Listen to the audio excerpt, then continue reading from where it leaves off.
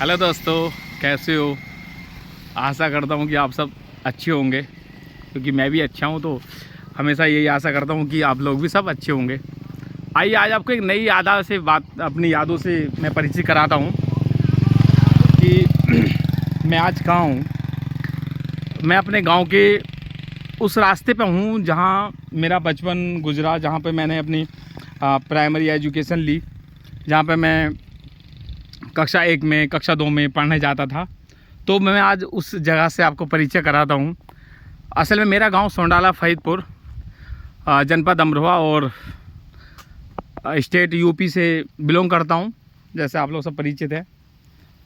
तो उस गांव सोंडाला फरीदपुर में मैं रहता, मेरा बचपन वहाँ पे रहा।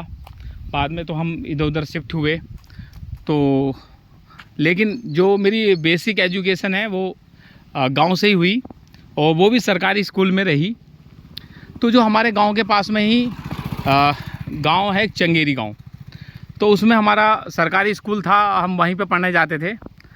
तो आज मैं आपको उसकी थोड़ी सी कहानी सुनाना चाहूँगा, और शायद आशा करता हूँ कि आप लोगों को अच्छी भी लगेगी।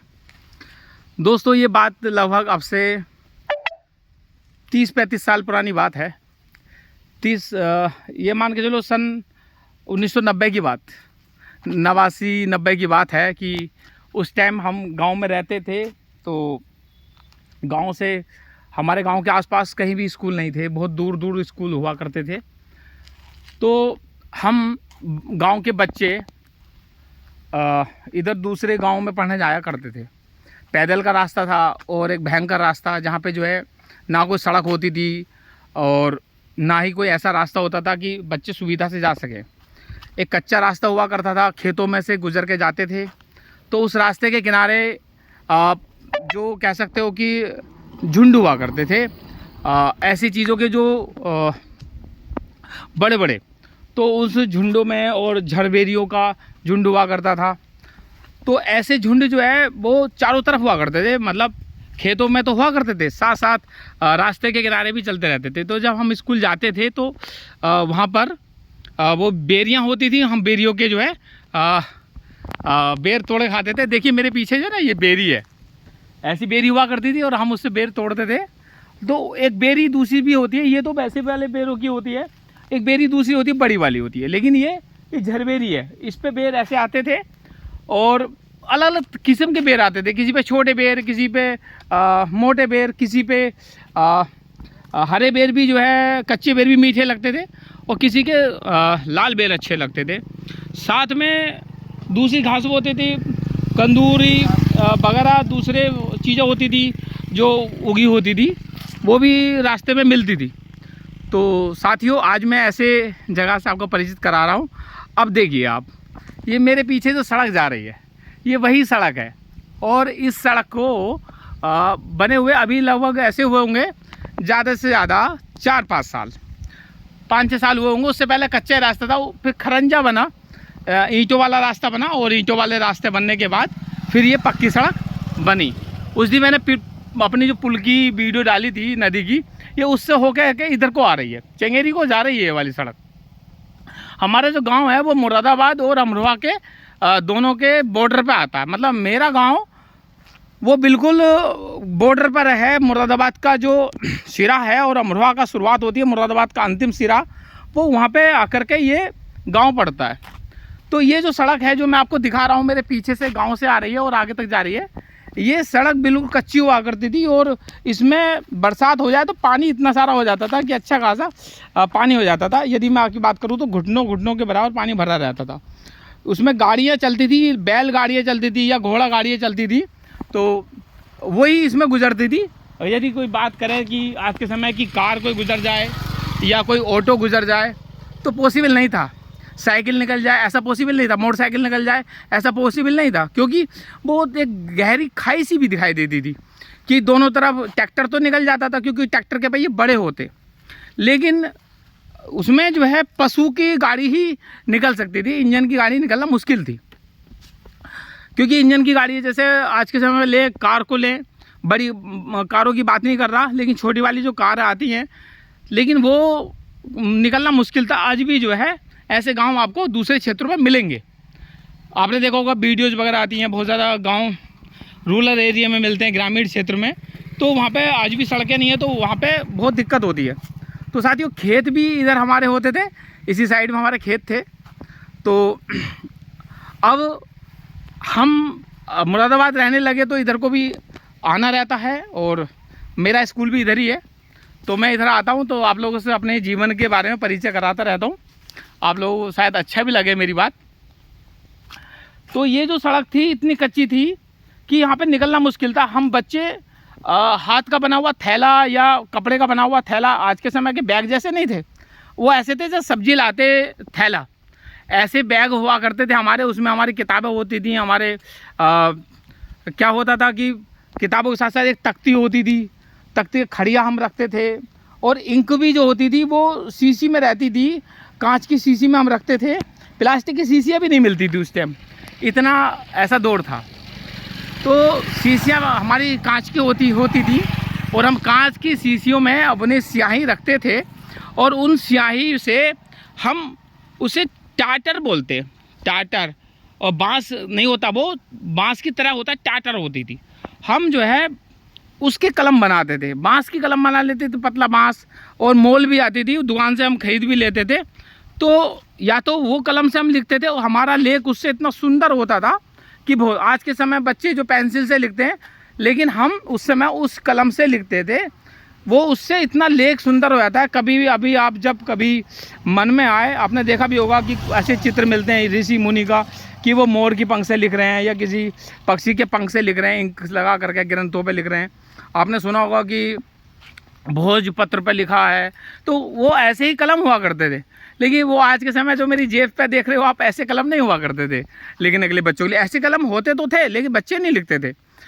लेकिन हम लिखते थे टाटर की कलम से, इंक वाली कलम से लिखते थे। तो भाई बच्चों और दोस्तों, बात ये थी कि ज़माना बदल रहा है, तो आज के समय छोटा बच्चा एकदम पेंसिल से लिखने लगता है, रबड़ से मिटा लेता है। लेकिन उस समय का दौर ऐसा था कि जो लिख दिया वो लिखा गया, वो मिटने का तो कोई चांस ही नहीं होता था।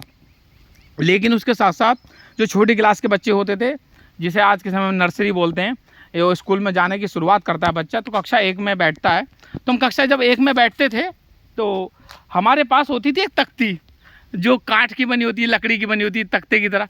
उस तख्ती को हम कालीन से पोत लेते थे, और पोतने के बाद फिर उस पर हम लिखते थे, और खड़िया से लिखा जाता था, वाइट, बड़ा अच्छा लगता था, सफ़ेद। और वो फिर हम अपने अध्यापकों से चेक कराते, और चेक कराने के बाद फिर अध्यापक उसमें बताते कि कुछ गलती है तो इसको ठीक कर लेना अगली बार। और रोज़ाना का रूटीन होता था कि एक दिन तख्ती लिखी, वो पूरा काम हो गया, और स्लेट भी हुआ करती थी चौक वगैरह के, लेकिन हम तख्ती पे लिखते थे, और हमारा लेख सुंदर हुआ। और फिर उसके बाद धीरे धीरे जैसे हम 5वीं तक रहे, तो हमने उसी जो कलम हाथ से बनाते थे, हमारे पास कई सारी कलमें होती थी। जैसे कोई बांसुरी बजाने वाला हो, उसके बाद 4-5 बांसुरी होती हैं। एक बल्लेबाज हो तो उसके पास कई सारे बल्ले होते हैं, गेंद होती है, और अनेकों चीज़ें, जो चीज़ इस्तेमाल करता है वो कई चीज़ें अपने पास रखता है। ऐसे आज का बच्चा कई सारी पेंसिल अपने पास रखता है, क्योंकि उसे पेंसिल से लिखना है, रबड़ से लिखना है। तो हमारे पास जो डिब्बा होता था, तो हम डिब्बे में वो अपने कलम जो बनाते थे, हम उसी से लिखते थे। तो कभी दोस्तों आप अगर अपने जीवन में ये प्रयोग करके देखना कि इंक लेना और कलम लेना, और ऐसे हाथ से कलम पकड़ना और छुआ के जब लिखेंगे, तो आपको पता चलेगा कि हर मिनट में और एक शब्द लिखने के बाद कम से कम 2 बार कलम को आपको उसमें स्याही में डुबेनी पड़ेगी। जब स्याही में आप 2-3 डुबोगे तो आपको कितना टाइम वेस्ट करना पड़ेगा। तो मैं आज के बच्चों को ये बताना चाहूँगा कि आज की पढ़ाई कितनी आसान हो गई है। कंप्यूटर से आप पढ़ते हो, मोबाइल से आप पढ़ते हो, टीचर आपको कितने करीब पढ़ाते हैं, आपके घर के आसपास स्कूल है, बस से जाते हो, ऑटो से जाते हो, कन्वेंस आपको मिलता है। लेकिन एक ज़माना ऐसा था कि कन्वेंस की नाम की चीज़ नहीं थी। हम लोग पैदल जाते थे, और बस्ता हमारे कंधे पर होता था, 4-5 किलो का तो वज़न रहता था। और साथ ही हमें इंक भी अपने उसमें रखती थी, कहीं इंक बिखर ना जाए। कभी कभी ऐसा होता था कि इंक की जो डिब्बी थी उसका मुंह खुल जाता था, और मुंह खुल गया तो सारी इंक किताबों पे और जो कॉपी होती थी उसमें गिर जाती थी, बड़ा ख़राब लगता था। कभी कभी खड़िया भी जो हमने घोल रखी थी वो भी हमारी पूरी की पूरी बिखर जाती थी। कभी कभी खड़िया हमारी रखी थी वो पिस जाती थी। अब लिखें कैसे, अगर लिखना हुई तो सूखे से, वो बड़ी दिक्कत सी होती थी। तो साथियों आज के दौर में मैं बात करूं तो बहुत आसान हो गया है।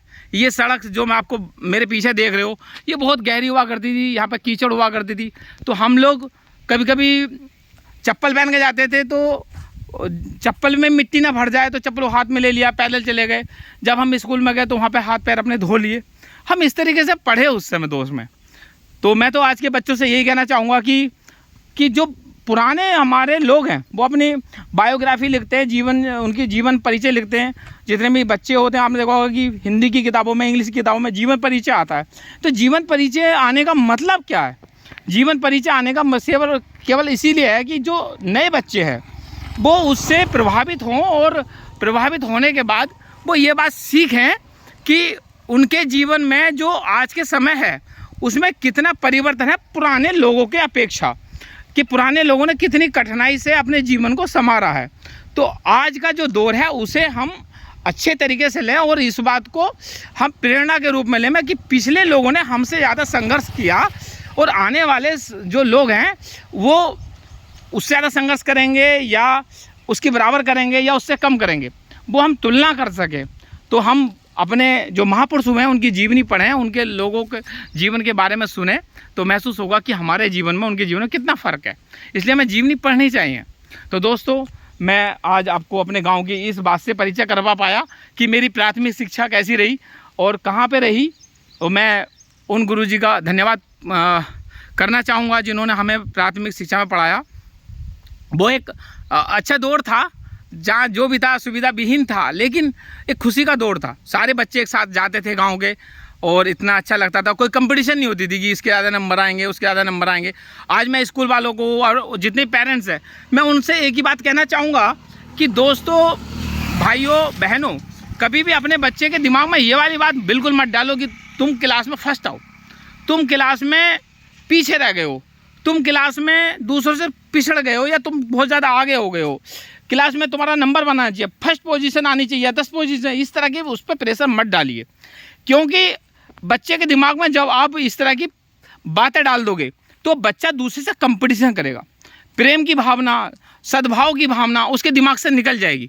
उसके दिमाग में अपने दोस्त से ही कंपटीशन शुरू हो जाएगी, और वो फिर उससे कभी भी जुड़ नहीं पाएगा। तो मैं आप लोगों से सभी से ये वाली बात कहता हूँ कि बच्चा पढ़ने में अच्छा होना चाहिए। क्लास में नंबर 1 आए या ना आए, इस बात की चिंता ना करके बस ये कहे अपने बच्चों को प्रेम से पढ़ाओ, प्रेम से रहो, और किसी से ना लड़ाई झगड़ा करो, ना किसी से करो। गांधी जी को याद करो, अंबेडकर को याद करो, हमारे सरदार वल्लभ भाई पटेल को याद करो, जितने भी महापुरुष हुए हैं सबके बारे में पढ़ो। पता चलेगा कि हमारे जीवन में उनके जीवन में कितना फ़र्क है। ये फ़र्क दौर का है, ये फ़र्क ज़माने का है, और ये ज़माना हमेशा आगे अच्छा बढ़ता जाए। मैं इन्हीं भावनाओं के साथ अपने सभी देशवासियों को, अपने सभी बच्चों, युवाओं को, सबको जय हिंद, जय भारत करता हूँ, और सभी के शुभकामनाएँ, सब उनके जीवन में उज्जवल भविष्य की कामना करता हूँ। फिर से एक बार जय भीम, जय भारत, जय हिंद, सभी को मेरा नमस्कार।